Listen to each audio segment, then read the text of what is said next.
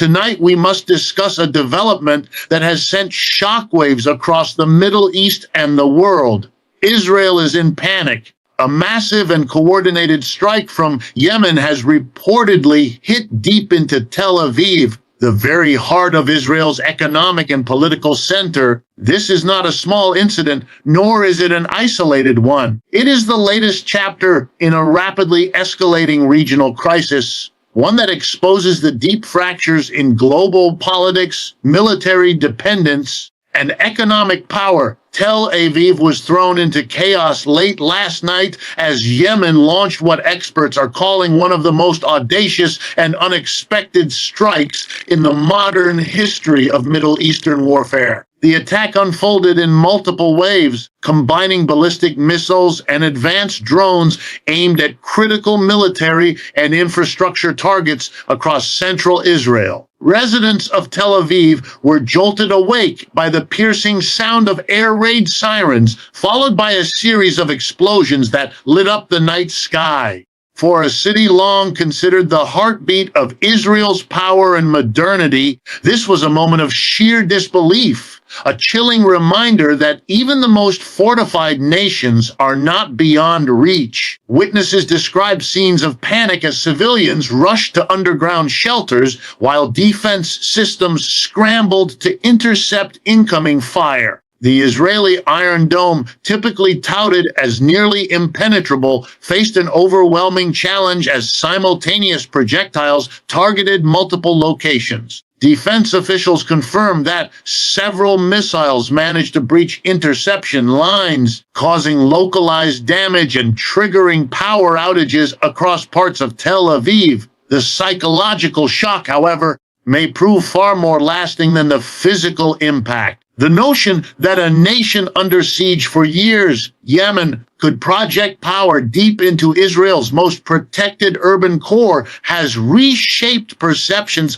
across the region overnight. The timing of the strike raises even deeper questions. Coming amid Israel's ongoing regional tensions and growing international scrutiny, Yemen's move appears to have been meticulously calculated to expose vulnerabilities. Military analysts have called this attack a strategic wake-up call, a demonstration that the geography of security has changed. No longer confined to border skirmishes or drone skirmishes over the Red Sea, this was a direct hit on the nerve center of Israel's military and economic command. In Tel Aviv, scenes of confusion and fear mixed with disbelief. Social media was flooded with footage of glowing trails in the sky, emergency sirens, and the thunder of missile interceptions overhead. For the first time in years, Israelis experienced the kind of vulnerability often felt by civilians in Gaza, Yemen, and Lebanon. The event has become a symbolic reversal.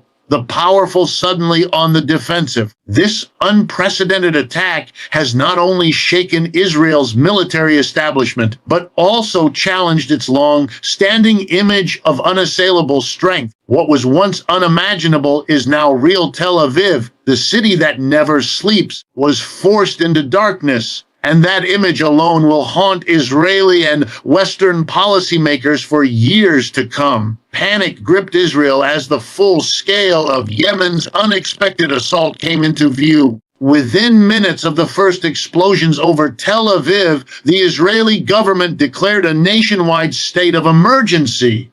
Sirens wailed through the streets. Defense forces scrambled to assess the damage, and live broadcasts showed scenes of chaos unfolding in real time. The shock was not only in the physical destruction, but in the psychological blow it delivered to a nation that has long prided itself on being impenetrable. For the first time in decades, the heart of Israel felt truly vulnerable. The sense of invincibility, so deeply embedded in its national consciousness, was suddenly and brutally shaken. Across Israeli cities, fear spread faster than official updates could contain it. Panic buying erupted in supermarkets. Traffic jams clogged highways as families fled toward rural shelters, and communication networks were briefly overwhelmed by the surge of emergency calls. The government's public reassurances, urging calm and promising retaliation, did little to quiet the growing anxiety. On social media, hashtags like Fay Tel Aviv under attack and Find Israel in panic trended globally within minutes, amplifying the perception that this was not just another regional clash, it was a national crisis. The scenes of frightened civilians rushing into underground bunkers painted a stark contrast to the confident, militarized image Israel projects to the world. The Israeli Defense Forces faced mounting pressure as it became clear that even with advanced technology and decades of intelligence experience, the system had been caught off guard. Analysts on live television questioned how a country with one of the most sophisticated defense infrastructures in the world could be blindsided by a strike from Yemen, a nation battered by years of war and blockade. This contradiction became the central talking point in both local and international media. Was this a temporary lapse or the beginning of a new, more dangerous chapter in Middle Eastern warfare? The panic was not limited to the public. Inside the halls of power, there was confusion and urgency. Emergency meetings were called in Tel Aviv and Jerusalem, with officials rushing to coordinate with U.S. and European allies. The sudden vulnerability ignited fears of a broader regional escalation, with military strategists warning that Israel could now be exposed to multi-front attacks. The sense of security that once defined Israeli life was replaced overnight with a tense uncertainty. The panic was no longer just on the streets. It had seeped into the corridors of power. In the wake of the Yemeni strike on Tel Aviv, Israel's immediate call for U.S. assistance revealed the depth of its dependence on Washington's military and political umbrella. Within hours of the first explosions, Israeli officials made urgent communications with the Pentagon and the White House, requesting additional defense interceptors, intelligence coordination, and diplomatic support at the United Nations. The world watched as Israel, often seen as one of the most technologically advanced military powers, found itself reaching out for help, its confidence rattled, and its security doctrine under question. The image of an unshakable fortress was replaced by one of urgent vulnerability. It was a moment that laid bare a geopolitical truth long whispered in policy circles. Israel's strength, for all its sophistication, still rests heavily on American backing. This plea for help sent ripples across the global stage. For Washington, it was both familiar and alarming. The United States has long been Israel's closest ally, providing billions in aid, weaponry, and political cover. But this time, the request carried a new undertone, one of desperation rather than coordination.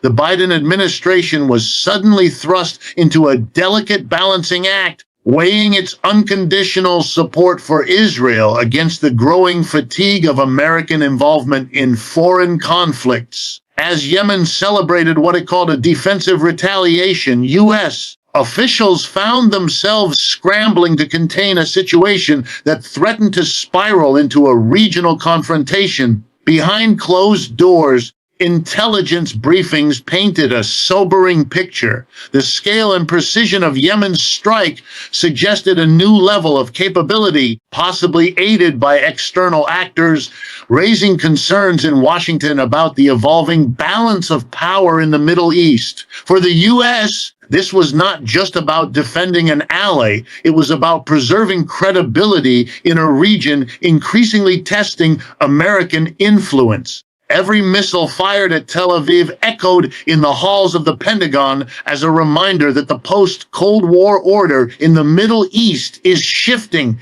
and fast. In Israel, the request for U.S. assistance was seen as both a necessity and an embarrassment. Opposition leaders question how a nation that prides itself on military dominance could be so dependent on foreign intervention when crisis struck. The public, too, was divided. Some saw America's support as reassurance, while others viewed it as proof that Israel's self-reliance had eroded. The once unquestioned narrative of control had cracked, exposing the uneasy reality beneath the surface. For both nations, this moment was more than an act of alliance. It was a test of how much longer power can be sustained through dependency rather than resilience. Yemen's strike on Tel Aviv was not merely a display of military strength. It was a declaration of intent, a bold and defiant message to the world that Yemen would no longer be confined to the role of victim in the geopolitical theater of the Middle East. For years, the country had been reduced to headlines about famine, bombings, and humanitarian catastrophe, often portrayed as a nation too broken to rise. But on this night, Yemen flipped the script. The roar of its missiles cutting through the skies over Tel Aviv carried more than explosives. It carried symbolism, a message of resistance from a nation long written off by the global powers that sought to dominate it. The timing of the attack was no coincidence. With regional tensions at a breaking point and global attention fixed elsewhere, Yemen's move was calculated to demand recognition. It told the world that those once seen as powerless can still change the course of history. This was not a random act of aggression. It was a political statement forged through years of suffering and survival. In the words of one Yemeni analyst, when the world ignored our cries, we decided to make the world listen.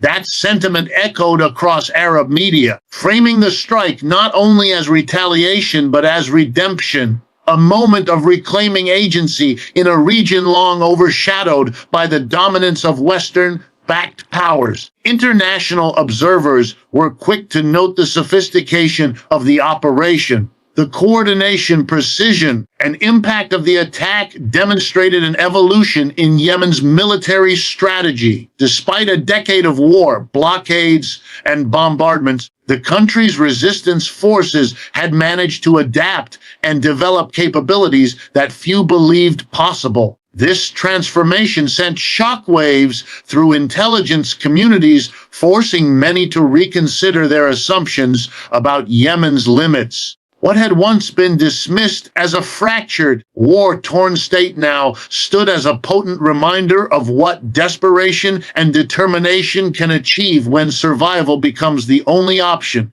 Across the Middle East, Yemen's strike resonated as more than just a headline. It became a symbol of defiance. From Beirut to Baghdad, the message was clear. Smaller nations, long subjugated and dismissed, are finding their voices again.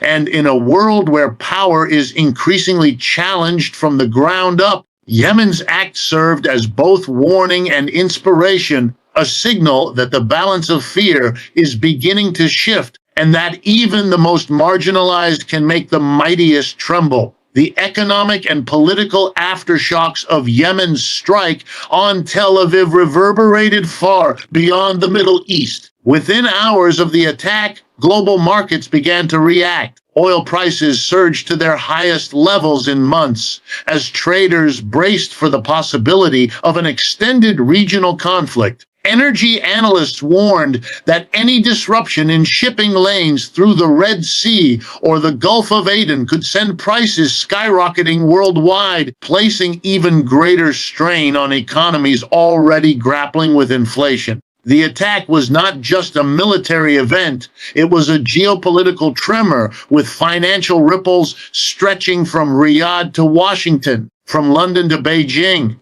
Every explosion over Tel Aviv was mirrored by a spike in global anxiety, and the uncertainty sent investors scrambling for safe havens. For Israel, the immediate economic toll was severe. Trading on the Tel Aviv Stock Exchange was briefly halted as defense, tourism, and technology sectors took heavy losses. Foreign investors began reassessing their exposure, and local businesses shuttered temporarily amid fears of further escalation. The cost of emergency defense mobilization, estimated in the billions, threatened to drain state resources at a time when social unrest and political divisions were already testing the government's stability. The image of Israel as a safe, economically resilient hub was suddenly in question, replaced by a growing sense of fragility.